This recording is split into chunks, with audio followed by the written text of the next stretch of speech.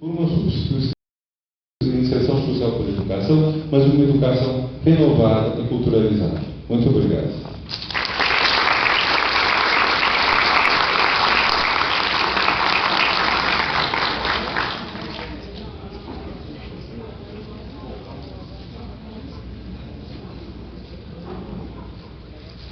Vamos seguir com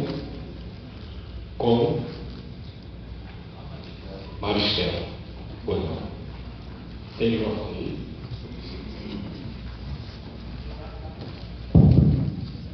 Boa tarde. Bom, eu sou defensora e monitora, e ouvidora de direitos humanos no Rio de Janeiro.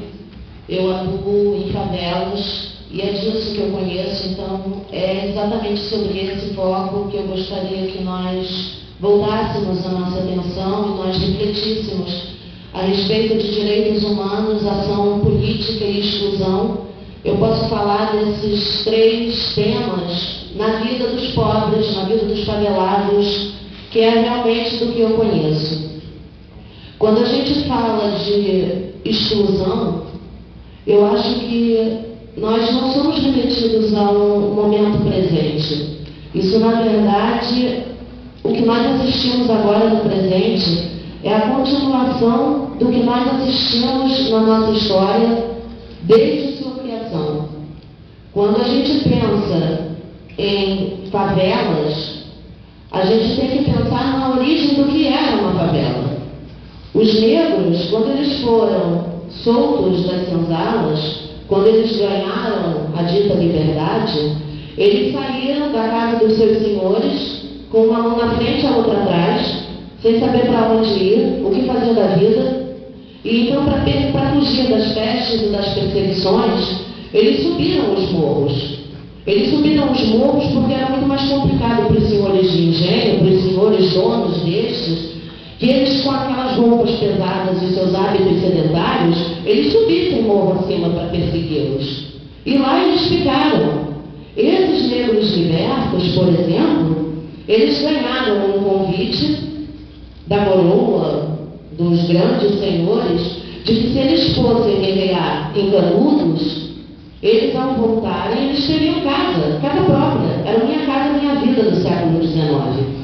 Quando eles retornaram, o que eles viram começar quanto obra, num morro próximo ao que hoje no Rio de Janeiro nós temos como central do Brasil, continuava a mesma coisa. Eram as mesmas ruínas. Eram os mesmos escombros, as mesmas obras inacabadas. E o que eles fizeram foi ocupar essas obras inacabadas.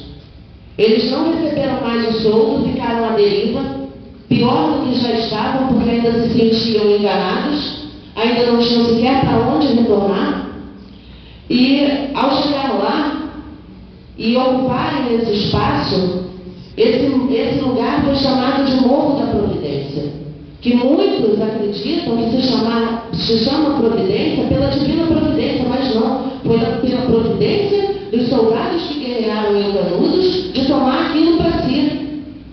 E a política que nós temos hoje, a exclusão que nós temos hoje, é a continuidade dessa história. É o povo sendo enganado, é o povo sendo excluído, medida após medida, para se perpetuar os mesmos no poder, com as mesmas falácias, com as mesmas promessas. E aí me perguntam, ação política. Ação política, por exemplo, que eu vejo, como agora eu tenho as manifestações muito frescas em mim, porque também participei destas no Rio de Janeiro. E aí a gente vê que a nossa Constituição de 88, ela é bem sucinta quanto a terrorismo. E sempre foi. Crime de quando? Bom, de repente, a população vai à rua, cansa de se ver ultrajada, de ver todos os seus direitos subtraídos, na cara dura, vai à rua, reclama do seu jeito descontrolado. Ação gera reação. Isso não significa eu estar defendendo, isso não significa eu estar apoiando. Significa que é cabível, é compreensível. Todo ser vivente, ele reage. É ação e reação. chegou-se ao limite da tolerância. E então, o governo, preocupado com o bem-estar, finalmente, olha, a Constituição não tem uma determinação específica para que seja o terrorismo. Então, no calor das emoções, eles determinam a Constituição visando agradar a quem vem para o Brasil, não aos brasileiros. Porque nós, desde 88, sim, a gente tem essa carência na Constituição. Pede-se um complemento de uma determinação, mas já pedia antes. E nunca fizeram nada. Porque não incomodava. Porque não afetava quem já estava com o bumbum planchado na cadeira de onde não querem sair. E eu acho que política, ação política, é muito mais o que a gente vê contra nós do que o brasileiro ainda fazendo por si. Nós ainda estamos engatinhando nisso. E o nosso sistema, a nossa forma de eleição contribui para isso. Porque quando a gente vota para um cargo executivo, eu vejo você, eu vou votar em você, você vai ou não ser eleito. Mas quando eu penso num legislativo, que é aquele que vai responder pelas leis, é aquele que vai fazer a lei no meu lugar, esse é proporcional. Ou seja, eu vou votar em você, mas você, super cacique, elevado à condição de semideus pela sua legenda, vai ganhar um espaço enorme na sua propaganda, e com o seu número X de votos, você vai puxar outros tantos que já estão dentro de um esquema do governo, já previamente estipulado, que ao ser eleito vai formar uma bancada X, e eu não tenho controle sobre isso. Porque aquele Joãozinho da couve ali, que eu jamais votaria nele, ele vai ser eleito, ele vai entrar na casa legislativa, ele vai decidir a minha vida. E não vai ser pelos meus interesses, porque não fui eu que participei desse jogo, não fui eu que eu elegi. É muito fácil jogar na culpa da população, do pobre, do ignorante, que a culpa é dele porque não sabe votar. Talvez a gente devesse pensar melhor a respeito antes de votar de fato, mas eu acho que a culpa maior não é nossa, não de não saber votar, mas de não impor, ou de não forçar, ou de não tentar, ao menos que convença alguém, alguma instância, de fazer por nossa conta que esse sistema caduco, falho e corrupto, que na verdade eu acho que sustenta a cleptocracia. Eu não acredito que a gente viva numa democracia, eu acredito que a gente viva numa cleptocracia. São os que roubam que dominam, são os que usurpam, são os que ultrajam, são os que humilham, que continuam no poder. E é por isso, quando a gente fala de exclusão, eu falo das pessoas que não têm acesso à educação e numa crescente, numa destruição crescente do que é o ensino, do que é a educação, do que é a cultura. Eu vejo escolas sendo fechadas para se formarem estádios novos que serão demolidos no próximo evento esportivo. É o pão e circo para o povo. Porque cultura, educação, faz um povo que enxerga. E um povo que enxerga incomoda os comandantes. E são comandantes. Se acham comandantes. Eu acho muito complicado de não ver isso. Eu acho muito difícil não ver como uma estratégia. Isso não é um acidente. Isso não é o resultado de uma má gestão. É a estratégia de destituir o povo do seu cérebro. A massa encefálica novinha, embrulhada para presente, beneficia aqueles que querem pensar por nós. E eu acho que sobre isso, o que nós temos a fazer é pensarmos de verdade por nós, sem fórmulas entubadas, e realmente enxergarmos o que se passa quanto seres humanos. Todos nós somos homo sapiens. Masculino, feminino, não importa, nós somos da mesma espécie, nós somos falhos, nós somos perfeitos, somos brilhantes, sim, únicos em cada essência, pode ser, mas somos da mesma espécie. Não podemos, sob hipótese alguma, justificar que nós, por imposição da necessidade, da pressão que nos cerca, nós tenhamos atitudes que, quando vemos no Estado, a gente condena. Por que o nosso desespero, então, permite? Por que o nosso desespero passa a mão pela cabeça de pessoas que agora se determinam justiceiras? Quando o Estado se torna justiceiro e mata um da nossa família, Boa tarde, Agmar. a gente fica indignado, não pode, mas quando tem aquele molequezinho sem vergonha, safado, incurável, que matou, roubou, a gente não sabe a origem dele, mas ele tem que ser sentenciado à morte. A exclusão se faz muito, eu creio, não por obra do mau caráter, mas principalmente pelo cidadão de bem. Porque se aquela vítima, ela já está condenada pelo Estado, e o Estado é o algoz, o único que poderia reverter essa situação seria o cidadão de bem, que alegasse, que determinasse. É inconcebível que um ser humano como eu passe por tais violações.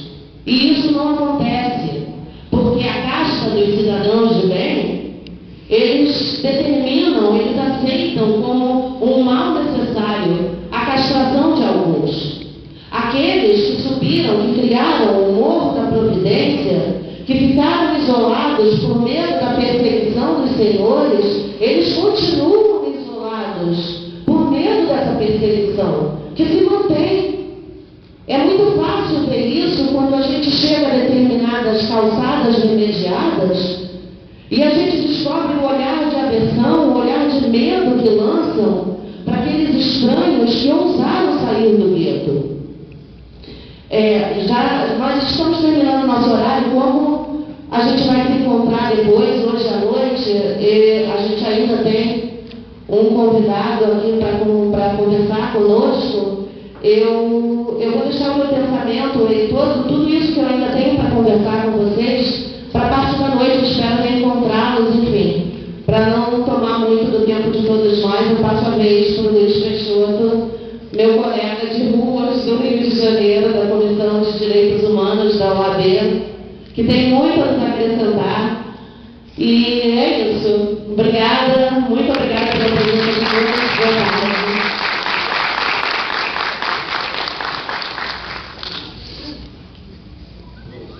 Boa tarde. Eu vou falar aqui da tribuna, porque é uma coisa muito rara que um advogado faz na tribuna. Apesar de a gente ter essa ideia de que o advogado é uma pessoa que fala muito, na verdade o nosso processo não privilegia isso. Aí me desculpar também que eu não estou de terno, porque nós estamos em campanha no Rio de Janeiro, porque muitas pessoas têm sofrido lá com a obrigatoriedade do terno, e nesse calor enorme que está fazendo é uma coisa desumana, indigna. Mesmo que o terno possa representar uma vestimenta de respeito, naquele calor ele se transforma em uma coisa que torna indigna a vida do advogado, colocando em risco para a saúde. Então, só por isso a gente já começa a perceber o seguinte, é que o significado das coisas depende da condição em que a gente vive. A dignidade de alguma situação ou de algum comportamento, ele só pode ser verificado no lugar e na história. O lugar dos direitos humanos é um lugar em que a gente pergunta o que são as coisas. Como é que a gente determina o que é digno, o que é indigno? Eu me lembro de uma situação, eu pratico artes marciais, né? Não só são os policiais que praticam, os defensores de direitos humanos também. E pratico há bastante tempo. Então eu tinha um aluno, e nessa arte marcial a gente tem o hábito de fazer uma reverência.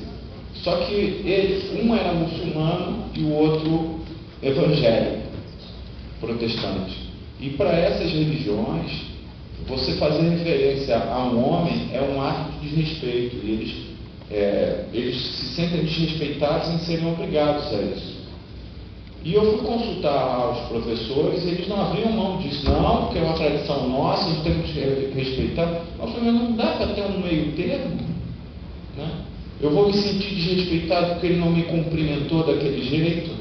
E aí eu falei, olha, vocês fiquem à vontade de não fazer a referência, porque tem um conteúdo que fere a sua dignidade como pessoa, então a gente tem que encontrar esse lugar. E eles falaram assim, poxa, professor, isso é muito simpático. Então, essa ideia da simpatia, né, que é aquilo que a gente traz para nós, a simpatia é alguma coisa que inclui as pessoas.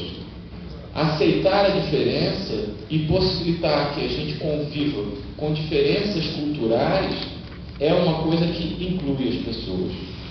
Quando a gente tem uma tendência na nossa sociedade de universalizar, de achar uma resposta que se aplique a todos igualmente, o que a gente está fazendo? Excluindo o diferente.